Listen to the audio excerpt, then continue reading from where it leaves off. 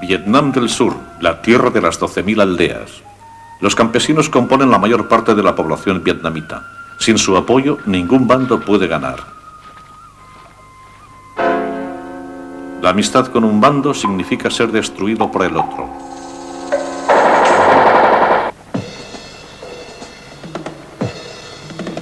Los campesinos son el precio en la llamada batalla por ganar corazones y mentes. Vietnam.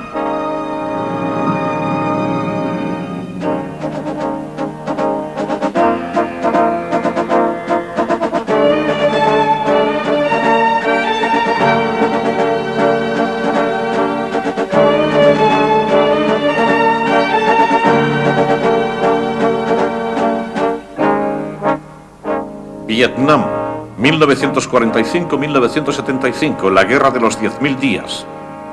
Infierno en las aldeas. Entre 1965 y 1968, Estados Unidos envió 500.000 de hombres a Vietnam. La estrategia principal consistía en localizar las fuerzas comunistas y destruirlas. Pero muchos políticos se decantaban porque la guerra debía tratarse política, no militarmente. Habla el exdirector de la CIA, William Colby. A medida que aumentaba la tensión en Vietnam, la tendencia pasaba por reforzar las fuerzas militares ante la perspectiva de un ataque de Vietnam del Norte. Y en eso creo que los estadounidenses cometimos un error fundamental que nos persiguió durante toda la guerra de Vietnam. Nosotros dijimos que si se trataba de una guerra, entonces era un asunto de soldados, y por tanto pensamos en dar una respuesta militar a la guerra. 1960, William Colby fue nombrado jefe de la CIA en Saigón y ayudó al gobierno a crear un programa de autodefensa rural.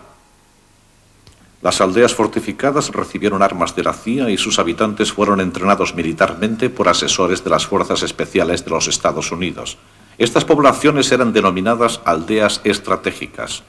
El programa para asegurar las aldeas se conocía por pacificación, pero pocas aldeas resistían los ataques de la guerrilla.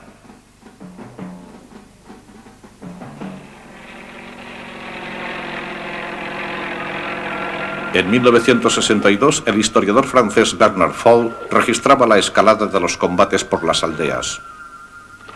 Esto es My Thuy, un pequeño pueblo no muy lejos de Saigón, a orillas del delta del Mekong. Debe tener unos 2.000 habitantes, como la mayoría de pueblos pequeños de Vietnam. Hay unas 12.000 poblaciones así en este país y sus moradores son principalmente budistas. Para los campesinos vietnamitas, la guerra había alterado completamente su forma de vida. Eran atacados por un bando, o bombardeados, o eran trasladados del lugar. Con frecuencia sufrían de 3 a 4 traslados hacia pueblos diferentes. Los dos bandos les cargaban con impuestos y ahora los impuestos comunistas eran muy altos. Los impuestos comunistas ascendían a unas 10 veces más que los del gobierno. A los campesinos no les movía la ideología, les impulsaba la justicia social.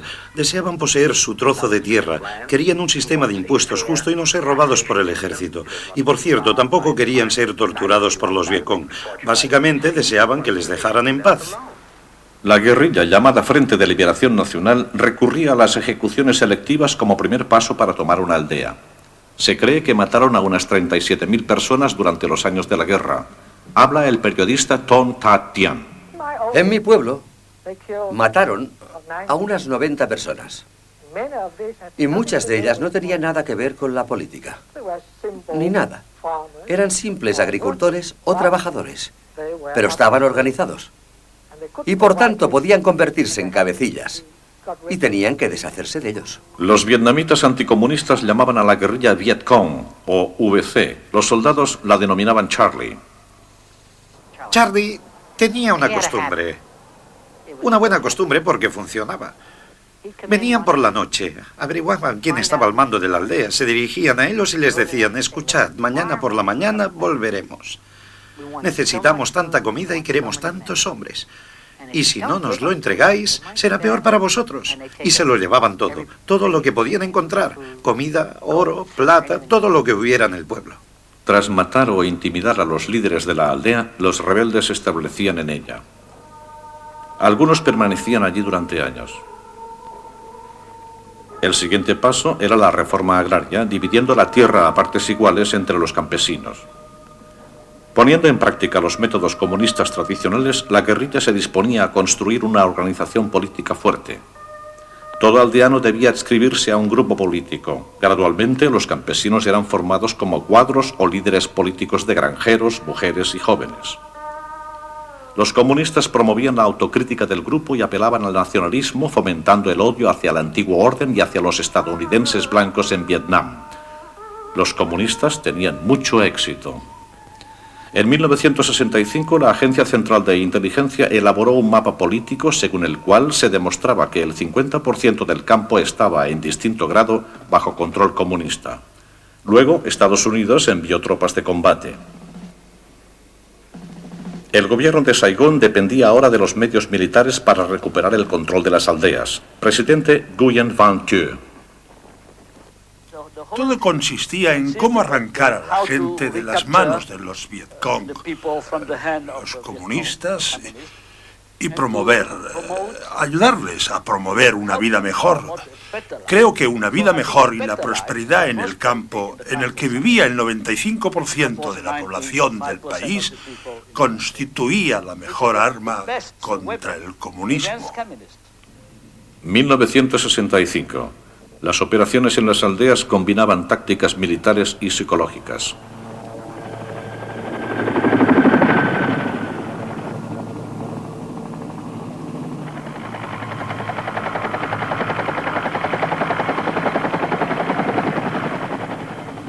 Tropas subvietnamitas y asesores estadounidenses rodeaban la zona. Se decía a los campesinos que si eran personas amigas no tenían nada que temer. Los soldados evacuaban las aldeas y luego las registraban.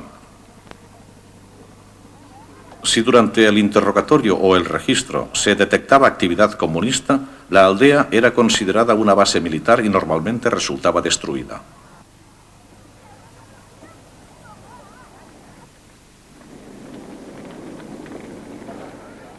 La prensa crítica veía esta pacificación como una práctica cruel para con los civiles.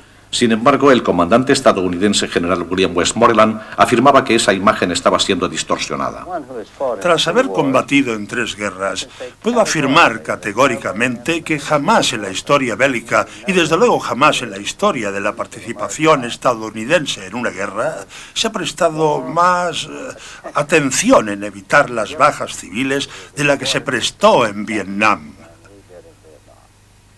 Se produjo el caso del incendio perpetrado por los marines de una aldea cerca de Da Nang, pero en aquella aldea el enemigo había sido escondido por la población.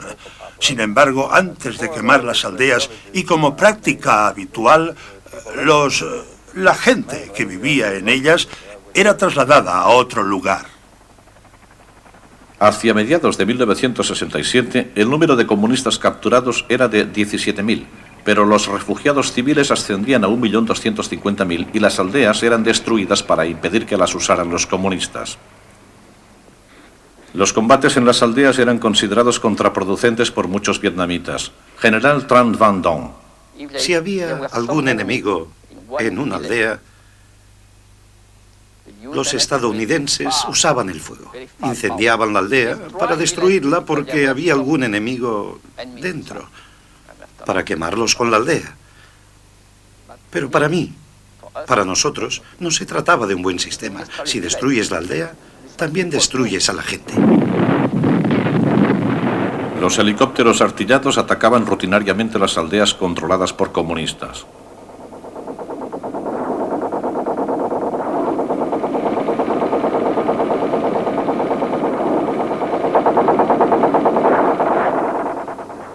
Los comunistas presentaban el programa de pacificación como una guerra brutal y deliberada contra la población indefensa.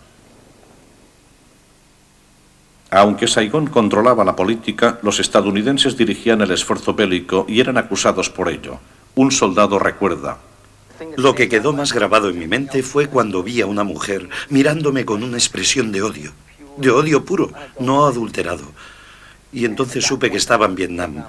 Nunca había visto tanto odio en la cara de nadie. Para los sospechosos de ser agentes comunistas, los interrogatorios resultaban brutales. El agua vertida sobre una tela provoca asfixia. A finales de 1966 se destinó más dinero a la pacificación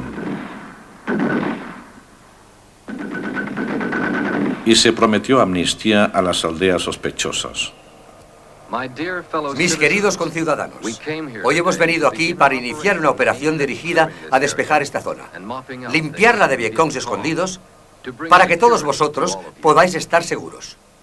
Sabemos que entre vosotros hay algunos que, tras escuchar ingenuamente la propaganda de los vietcong, se han unido a los rebeldes. Entre ellos están algunos de vuestros esposos, vuestros hermanos. Así que, por favor, aconsejadles que vuelvan. Durante este programa de pacificación, estamos dispuestos a admitirles de nuevo en la sociedad y ayudarles. Vosotros podéis echarnos una mano. Uno de estos programas era denominado Feria del Le Condado. daremos un jarabe y unas gotas para la nariz, así se le curará el resfriado, ¿de acuerdo?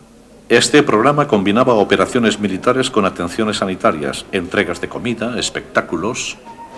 Desde el principio, los estadounidenses estaban en desacuerdo con el llamado programa Corazones y Mentes.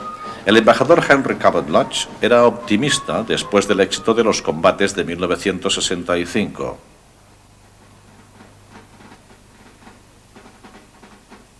Lodge confiaba en que las fuerzas estadounidenses darían un nuevo empuje a la pacificación. Poco después, el secretario de Defensa, Robert McNamara, visitó Vietnam. Calificó el programa de pacificación de factor clave, pero lo juzgó como un desacuerdo básico. Advirtió que se debería usar una imaginación y un esfuerzo extraordinarios para cambiar el método. Un año después de la advertencia de McNamara, la pacificación seguía fracasando. Ahora, 1 de cada 12 survietnamitas era refugiado.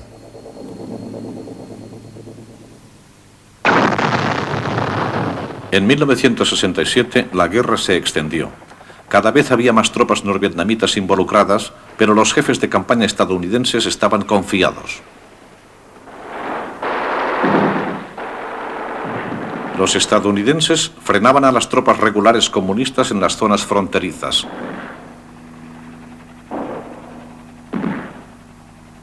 Según la estrategia estadounidense, la limpieza del campo se confiaba a las fuerzas survietnamitas, pero las tropas rebeldes continuaban teniendo éxito contra el ejército gubernamental.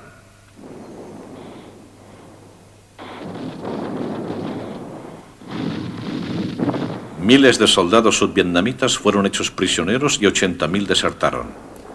1 de cada 4 armas capturadas a los rebeldes es estadounidense.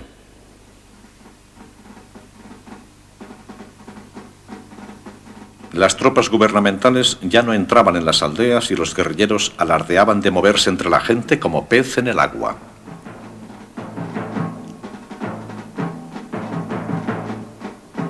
Ahora podían pasar al adoctrinamiento político, la fase final del programa comunista de guerra. Se entregaban medallas a los campesinos que tomaban las armas.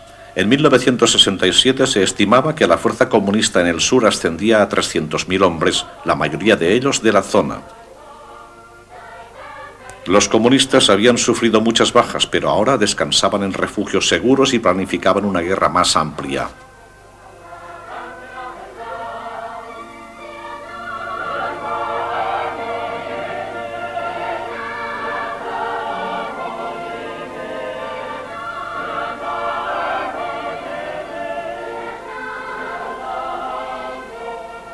Los comunistas alistaban a los campesinos distribuyendo entre ellos provisiones procedentes del norte. En 1967, casi la mitad de las armas de la guerrilla eran de fabricación soviética y china. En esta época, 100.000 soldados regulares norvietnamitas se habían infiltrado en el sur.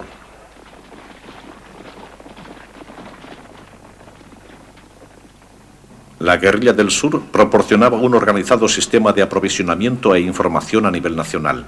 Estaban totalmente confiados porque se iban ganando a las bases.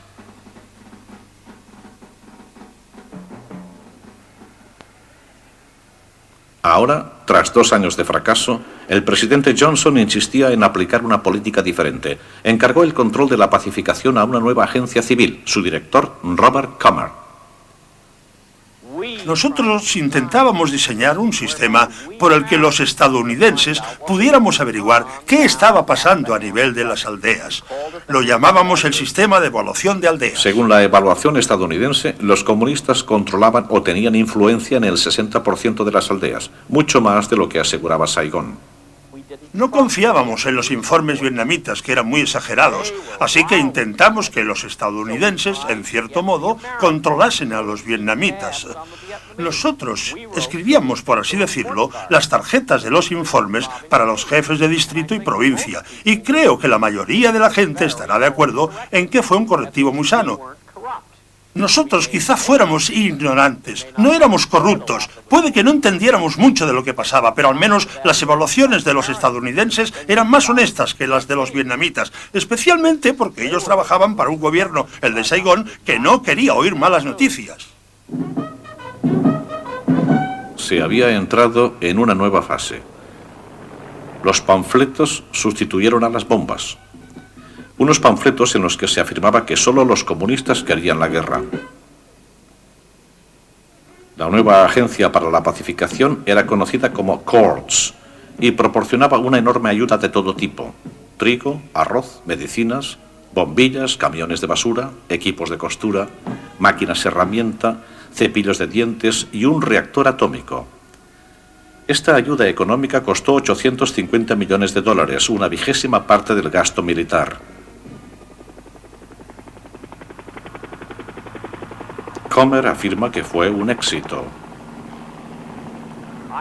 Yo diría que básicamente el programa de 1967, que en realidad no arrancó del todo hasta 1969 y 1970, en parte porque fue interrumpido drásticamente por la ofensiva del Tet de 1968, lo que hizo que tuviéramos que echar marcha atrás cuando apenas habíamos empezado.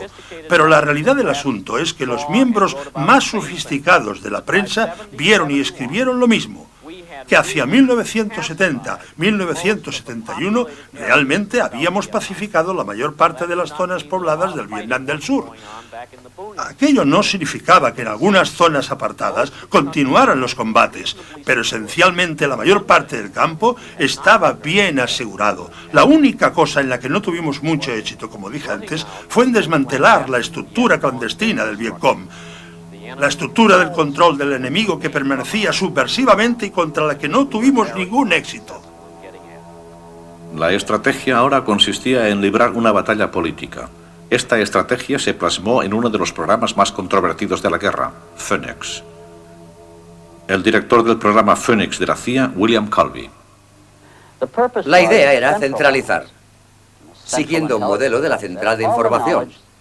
Todo lo que sabían las diferentes agencias de información sobre aquella clase de estructura, de forma que se pudieran realizar acciones concretas contra ella. Si aquella era la estructura de mando del enemigo, obviamente queríamos saber quiénes eran sus agentes secretos, cosas de ese tipo. ¿Qué clase de programas estaban aplicando? No solo las unidades militares, sino qué clase de recaudación de impuestos, qué tipo de proselitismo, qué clase de secuestros, cosas de ese tipo. ¿Cuáles eran sus programas terroristas y todo eso? Para infiltrar agentes, localizar desertores, interrogar a los prisioneros e ir sabiendo gradualmente lo que era aquella unidad. Una valoración del programa Phoenix por parte de un agente de la CIA en Saigón, Frank Snapp. El programa fue pensado para conseguir información, pero el concepto muy pronto se convirtió en víctima de la práctica. El primer problema radicaba en que en realidad no sabíamos quién era un activista comunista. Nunca hubo una definición firme. ¿Era un activista comunista, un agente político comunista o simplemente un chico que acarreaba agua? ¿O era un cuadro político, un militante comunista liberado? Nunca pudimos saber con exactitud a quién teníamos que apuntar. Luego había otro problema. La PRU, los equipos de asalto salían, arrestaban y traían a nuestros centros de interrogación a muchísima gente. Y las prisiones se llenaron rápidamente. Para dar una idea de cómo se pensó el programa Phoenix, creo que puedo poner un ejemplo. Digamos que un capo de la mafia sale a coger a uno de sus oponentes. Sabe que su oponente está cenando en un restaurante de Nueva York y envía allí a sus matones. Los matones entran e inician un tiroteo. Matan al dueño, al hijo del dueño, a un camarero, y también matan al oponente. El verdadero objetivo. Y así es básicamente como funcionaba el programa Fénix. Solo que, por supuesto, no era en un bar o en un restaurante donde se producía el encuentro. Era en una aldea o en un pueblo. Si había un combate a las afueras de la aldea durante la noche, salías por la mañana y descubrías que efectivamente había muerto personas de ambos bandos en el combate. Algunos de ellos de tu bando y otros del bando del enemigo. Cuando identificabas quiénes eran los enemigos, con seguridad uno de ellos era jefe de las fuerzas de la guerrilla local. Uno de los líderes que estaban en tu lista y no había sido asesinado, había muerto en combate. William Colby presta declaración en una audiencia del Congreso en 1971. El programa Fénix no es un programa de asesinato. El programa Fénix es una parte del programa de pacificación general. ¿Cuánto se estima aproximadamente que fueron eliminados? Bueno, la eliminación era de las 3 categorías, porque la palabra eliminar se refería a todo el programa contra el aparato. Podemos decir matar si queremos. Decíamos matar. Creo que las cifras a mediados de 1971, con las que se contaba en aquella época, eran aproximadamente de 28.000 capturados, unos 20.000 muertos y unos 17.000 se habían replegado en aquel periodo. Al final, la guerra de las aldeas resultó dudosa, pero el conflicto iba más allá de las aldeas, hacia una guerra convencional a gran escala. En 1968, 1/3 de los 17 millones de habitantes de Vietnam habían sido evacuados de sus lugares de origen. En 1971 seguía habiendo 1 millón de refugiados. Algunos millones más serán desarraigados en las largas batallas futuras. El pueblo, que antaño se consideraba la clave de la guerra, ahora representaba solo un obstáculo. Durante 12 años, bajo 3 presidentes, el hombre de la CIA, William Colby, creyó que la información fue subestimada y criticó la confianza en las soluciones militares. Colby fue por primera vez a Vietnam en 1959. En 1968 fue enviado de nuevo para dirigir la pacificación de las aldeas y encontró mejoras. El hecho es que había muchas provincias en Vietnam, muchas. Más que cuando fui a ellas en 1968. Cuando regresé a Vietnam salía 2 noches por semana. Iba al campo y pasaba la noche en alguna parte y hablaba con nuestra gente. En 1968 tuve que ir a una capital de provincia rodeada de alambre de espino y de carros de combate. Y durante la noche el Vietcong podía lanzar obuses o cohetes. Cuando salía a primeros de 1971, podía ir en un vehículo por el campo durante la noche sin preocuparme por mi seguridad. Eran las mismas zonas que antes habían sido tan prohibitivas. Colby concluía diciendo que el campo se había ganado y se había vuelto a perder porque Estados Unidos estaba cansado de Vietnam. En mi opinión, en 1972 habíamos ganado claramente a la guerrilla, y la mejor prueba de ello fueron los ataques que tuvieron lugar de 1972 a 1975, en los que no hubo guerrillas. Fueron ataques puramente militares del ejército norvietnamita contra Vietnam del Sur. Pero el hecho era que para entonces los estadounidenses estábamos tan descontentos con la experiencia que nos batíamos en retirada. No solo en cuanto a nuestra participación militar, sino también en la ayuda militar. Creo que el problema residió en un primer momento en nuestra mala percepción de la naturaleza de la guerra y luego en nuestro descontento. Lo que condujo a nuestra retirada militar exactamente en el momento en el que los norvietnamitas iniciaron el ataque puramente militar. En febrero de 1971, el ejército de Vietnam del Sur entró en combate solo, sin la ayuda de las tropas estadounidenses. La guerra se había extendido hasta el sur de Laos. El gobierno de Saigón esperaba demostrar que podía seguir luchando solo y el resultado fue desastroso.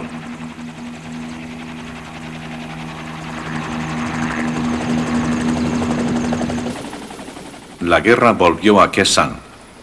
La base abandonada, escenario de un sangriento combate en 1968, fue reactivada. Esta sería la primera prueba de la vietnamización del conflicto. Esta política exigía que el ejército survietnamita, conocido como ARVN, se incorporara a la lucha a medida que se retiraban las tropas estadounidenses. Los americanos solo proporcionarán aviones de transporte y cobertura aérea, mientras que una división de élite de infantería survietnamita invadía el sur de Laos. El objetivo, cortar las rutas de suministro comunistas. El material de guerra norvietnamita llegaba a Vietnam del Sur a través de Laos por la llamada ruta de Ho Chi Minh. Artillería pesada y grandes contingentes de tropas avanzaban 50 millas al día. Los norvietnamitas enviaron al sur más tropas de las que retiró Estados Unidos, lo que ponía en peligro el plan estadounidense para dejar la guerra en manos de Vietnam del Sur.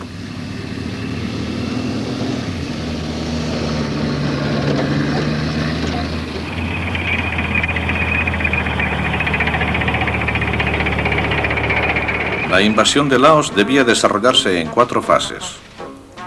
Primero, una fuerza estadounidense de 10.000 hombres tomaría posiciones de apoyo artillero en la frontera. Luego, 17.000 survietnamitas avanzarían hasta la ciudad clave de Chepone. Tercero, destruir las bases comunistas. La fase final consistía en la retirada. Presidente Nguyen Van Thieu. Nosotros decíamos que en un tiempo limitado teníamos que emplearnos a fondo en la ruta de Ho Chi Minh, esforzarnos al máximo para causar la mayor destrucción posible en las bases logísticas de los comunistas norvietnamitas a lo largo de dicha ruta y, por tanto, no podíamos retrasar la ofensiva. Ellos tenían un plan para la provincia del norte de Vietnam al objeto de reducir el potencial bélico de los norvietnamitas en Vietnam del Sur. Los preparativos no podían mantenerse en secreto. El alto mando estadounidense estaba dividido. Los hombres del Departamento de Estado aseguraban que las fuerzas survietnamitas eran escasas y además les faltaba experiencia, pero el ejército apoyaba la invasión. El 8 de febrero, las tropas survietnamitas iniciaron su avance hacia Laos.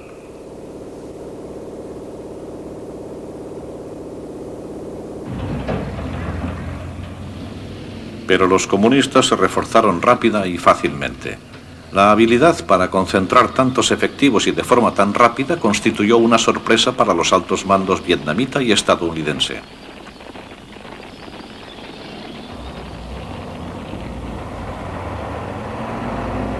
El ejército survietnamita no sabía que estaba rodeado y que el Vietcong lo doblaba en número. Al principio, el avance resultó fácil, incluso decepcionante. Pero el primer ministro Nguyen Cao Ky aducía que la misión no era suficientemente agresiva. Yo estaba allí para inspeccionar el campo con mi esposa. Y en los primeros días de la invasión, y por la forma en que llevaban el plan, yo ya dije, si recuerdo bien, ya dije que sería un fracaso. Y el señor Thieu me culpó entonces de criticar sin razón. Si decides ir allí para interrumpir su línea de suministros, tienes que ir allí y quedarte allí.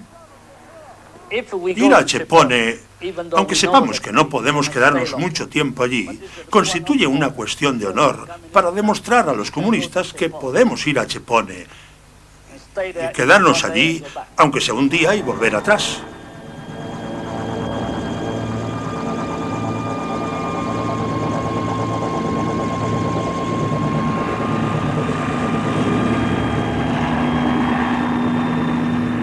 El intento de dejar que Vietnam del Sur combatiera solo en la guerra era una vuelta a las esperanzas estadounidenses de principios de los años 60.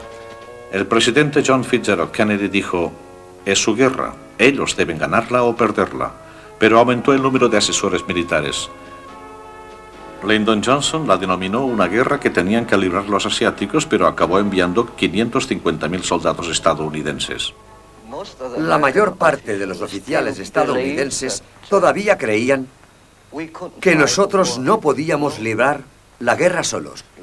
Fui yo quien inició la llamada vietnamización.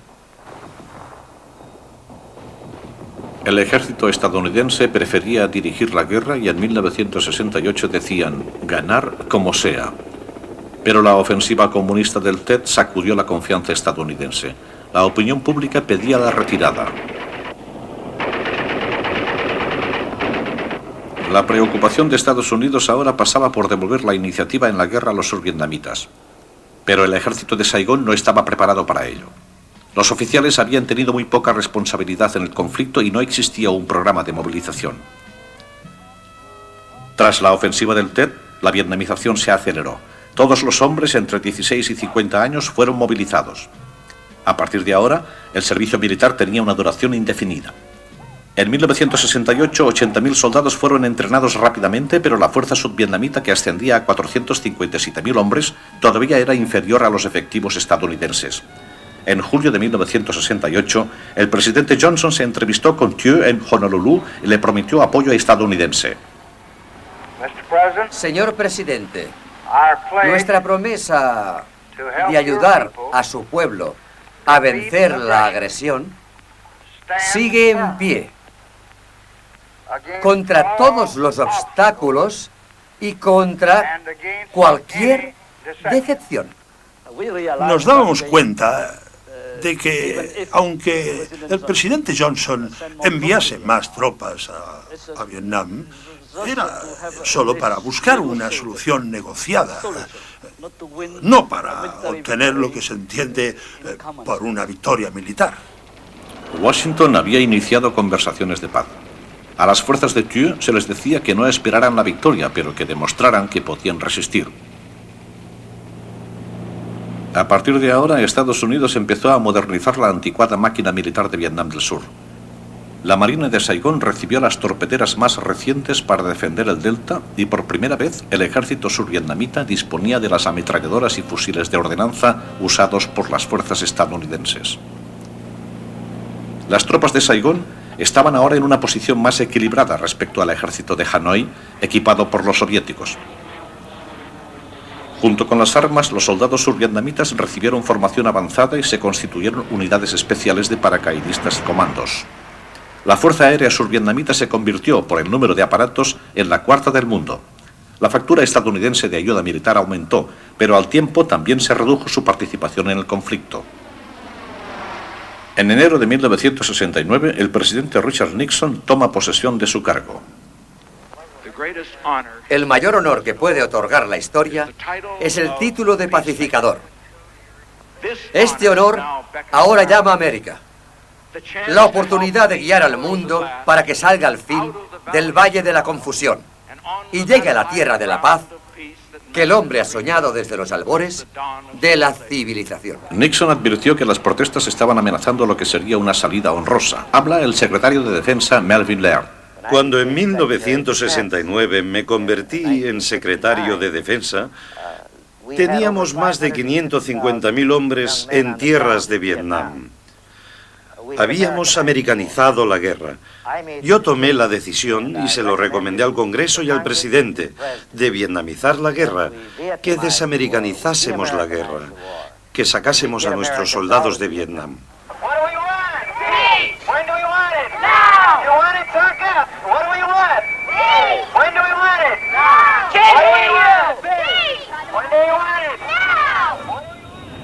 Nixon se reunió con el presidente Thieu en la isla de Midway y le dijo que Estados Unidos retiraría inmediatamente a 25.000 soldados. Al principio, Thieu se opuso tajantemente, pero gradualmente aceptó lo inevitable. Las ceremonias en Midway fueron como un cambio de guardia. Personalmente les deseamos lo mejor. Y lo que es más, el pueblo de Estados Unidos desea lo mejor para su pueblo y esperamos que llegue el día en que puedan vivir en paz juntos. Gracias. Gracias, señor presidente. Señor presidente, muchas gracias por sus reconfortantes palabras. Thieu creía en la vietnamización. Más tarde desconfiaría de Nixon, pero ahora le apoyaba. Me gustaría resaltar de nuevo que es un deber constante del pueblo vietnamita aceptar la mayor responsabilidad y aliviar la carga del pueblo estadounidense de apoyarnos para defender la libertad en Vietnam. A Nixon se le pidió que pusiera fin a la guerra de Vietnam, pero tenía otra gran prioridad: acabar con la Guerra Fría. Creía que un asentamiento reforzado en Vietnam alcanzaría esa meta más amplia. Su asesor de seguridad, Henry Kissinger, denominó Vietnam un espectáculo secundario. En julio de 1969 empezó la retirada de las primeras tropas. El presidente Thieu todavía no estaba alarmado. Anteriormente, en repetidas ocasiones, muchos presidentes de Estados Unidos y también el presidente Nixon prometieron una y otra vez que ayudarían al pueblo vietnamita, al pueblo survietnamita, tanto económica como militarmente, mientras fuera necesario combatir la invasión comunista. Y por esa razón confié en ellos. Las fuerzas survietnamitas ascendieron a casi 500.000 hombres y Thieu se sentía animado. Creo que la vietnamización, si se hace honestamente, si se hace completamente, si es continuada, podría ser una forma de evitar el colapso del Vietnam del Sur.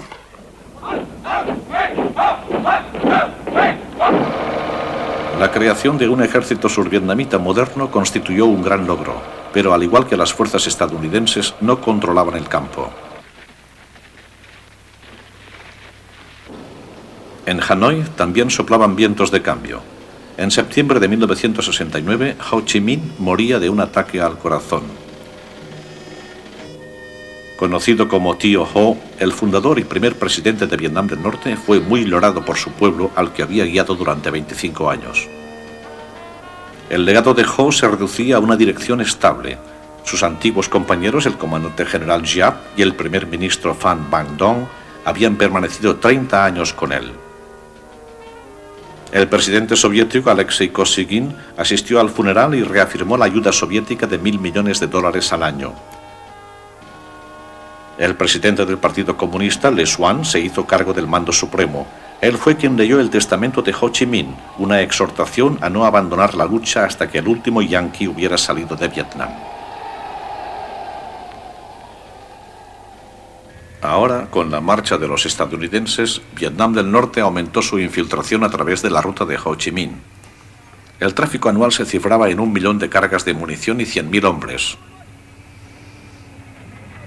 10.000 camiones transportaban hombres y suministros al sur. Para proteger la ruta, los norvietnamitas establecieron bases en Laos, el objetivo de la invasión survietnamita de 1971. El mando militar estadounidense en Saigón había recomendado esta acción. Más tarde, el consejero Henry Kissinger la describió como concebida entre dudas y confusión. Con la ayuda de 600 helicópteros estadounidenses, 17.000 hombres fueron lanzados en Laos en lo que se denominó Operación Lam Son. Ya en el interior de Laos, la operación quedó frenada porque los norvietnamitas, una vez fuera del alcance de la artillería survietnamita, tenían el control.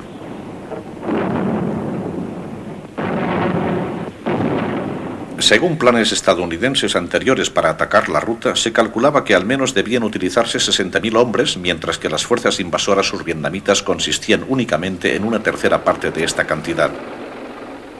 La batalla se intensificó, carros de combate contra artillería. Los artilleros norteamericanos desde bases en Vietnam del Sur aumentaron su fuego. La artillería comunista respondió en un duelo de largo alcance.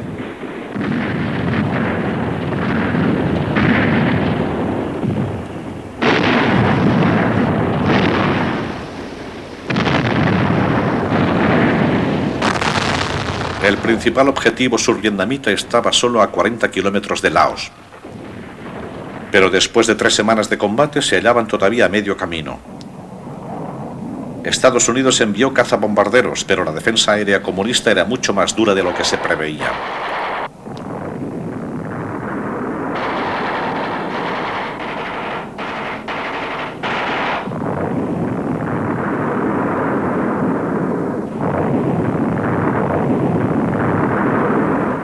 Las tropas comunistas se acercaron más a las posiciones survietnamitas para evitar los ataques aéreos masivos. Los helicópteros de transporte de tropas sufrieron importantes pérdidas, 100 de ellos fueron derribados. En los combates murieron 176 estadounidenses. Tras 4 semanas, las tropas survietnamitas llegaron a la ciudad de Chepone, pero de nuevo se encontraron con fuego inesperado. Cohetes de artillería soviéticos.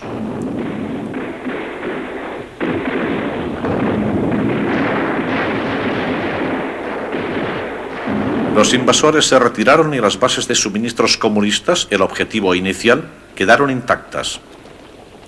Los norvietnamitas contraatacaron y aniquilaron algunas unidades survietnamitas.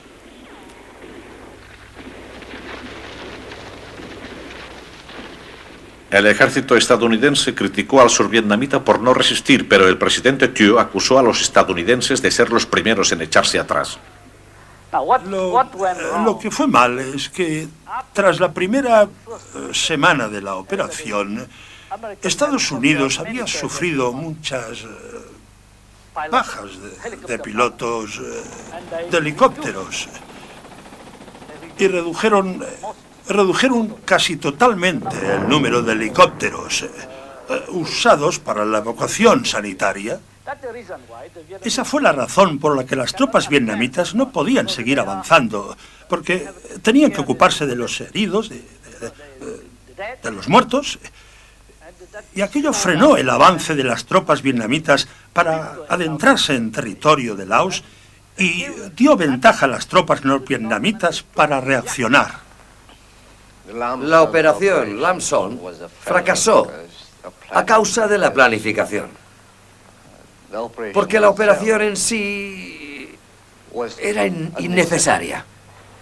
Si envías tus tropas para preparar un cebo que atrajera a las tropas comunistas y luego destruirlas, sí. Pero ir allí, a aquella zona de jungla, para dar un paseo, no sé. No sé, ¿para qué? ¿Para qué? El fracaso de Laos dañó severamente la estructura del mando militar. Muchos de los mejores oficiales fueron capturados o murieron en el combate.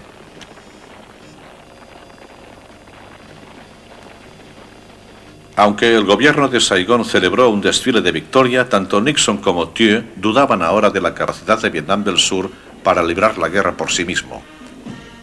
El Pentágono afirmó que se había hecho todo lo posible por Vietnam del Sur.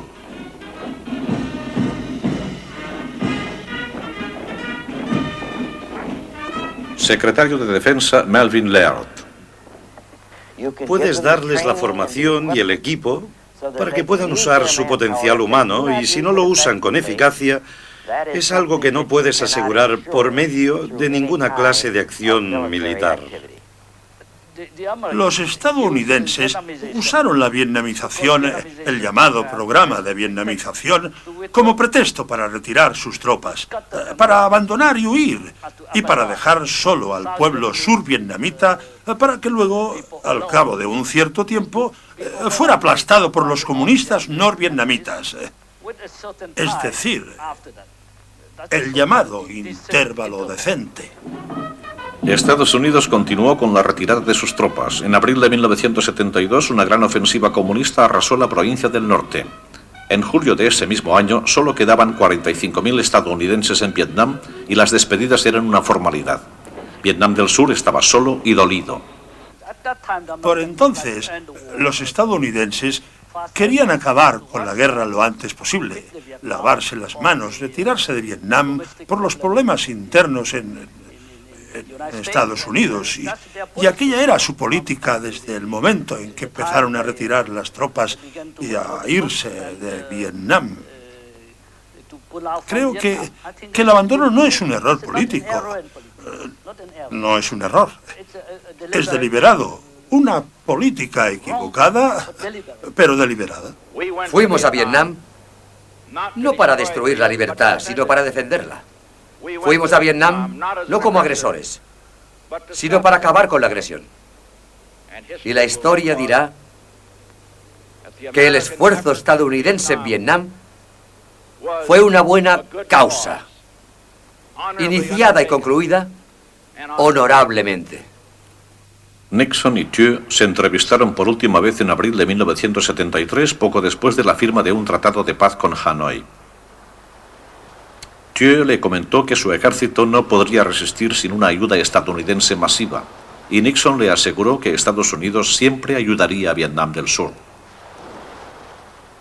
Pero al cabo de 18 meses, Nixon hubo de dimitir y 2 años más tarde la guerra había terminado. Vietnam del Sur recibió las armas más sofisticadas de Asia. Ello formaba parte de un programa de $1.000 millones en ayuda militar llamado Operación Incremento. Llegó justo antes de la firma de los Acuerdos de Paz de París. Pero sin emplazamientos futuros, el nuevo envío de aviones, carros de combate y cañones resultó inútil. Habla el ministro de Desarrollo Económico de Thieu, Nguyen Tien Hong. La vietnamización tenía defectos muy graves. Primero, no contaba con la realidad de Vietnam. Yo diría que la vietnamización fue llevada a cabo al estilo estadounidense. Fue una vietnamización americanizada.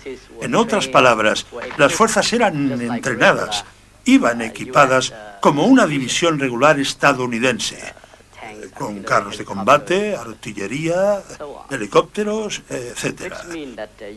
Lo que significa que se reforzó la dependencia survietnamita de los suministros estadounidenses. Las dudas norteamericanas fueron reforzadas por el mal uso de las instalaciones.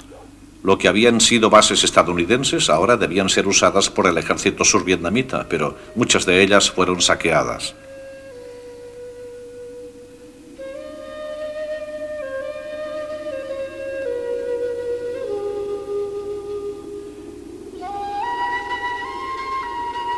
En esta base, en Tai Ninh, cerca de Saigón, pocas semanas después de que se fueran los estadounidenses, habían desaparecido incluso las vigas. Los muebles y accesorios fue lo primero. Luego se llevaron las paredes, tejados y suelos. Solo quedó un cartel simbólico: adiós y suerte.